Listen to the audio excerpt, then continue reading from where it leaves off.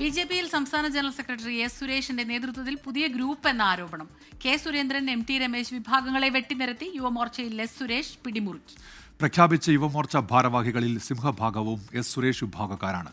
K Surendran, എം.ടി. Ramesh വിഭാഗങ്ങൾ കടുത്ത വിയോജിപ്പിലും.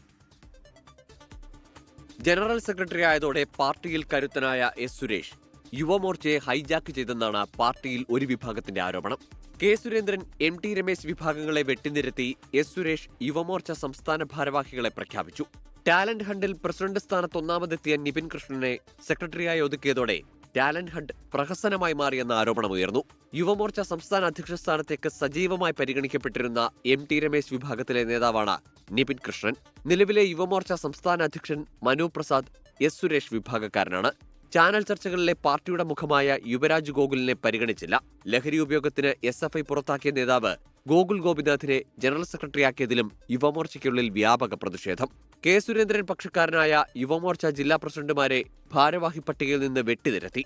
നന്നായി സംഘടനാ പ്രവർത്തനം നടത്തിയ തിരുവനന്തപുരം ജില്ലാ പ്രസിഡന്റ് സജിത്ത് മാരായമുട്ടം, കൊല്ലത്തെ പ്രണവ് താമരക്കുളം, എറണാകുളത്തെ വൈശാഖ്, മലപ്പുറത്തെ സുബിത്ത്, പത്തനംതിട്ടയിലെ നിധിൻ ശിവ, കാസർഗോഡ് നിന്നുള്ള സംസ്ഥാന സെക്രട്ടറി അഞ്ജു ജോസ്റ്റി എന്നിവരുടെ മേൽവിലാസം പോലുമില്ല. എം.ടി. രമേശ് വിഭാഗക്കാരനായ തൃശൂർ ജില്ലാ പ്രസിഡന്റ് സബീഷ്, കോഴിക്കോട്ടെ റെനീഷ് എന്നിവരെയും ഭാരവാഹിത്വത്തിൽ നിന്ന് വെട്ടിനിരത്തി. സോഷ്യൽ മീഡിയ കൺവീനർമാരെ മാറ്റി നിർത്തിയാൽ 21 പേരാണ് യുവമോർച്ച സംസ്ഥാന ഭാരവാഹികൾ. കെ സുരേന്ദ്രൻ വിഭാഗക്കാരായ 4 പേരും എം.ടി. രമേശ് വിഭാഗക്കാരായ 3 പേരും ഒഴികെയുള്ളവരെല്ലാം എസ് സുരേഷിനെ പിന്തുണയ്ക്കുന്നവരാണ്. അലക്സ് റാം മുഹമ്മദ്, 24, തിരുവനന്തപുരം.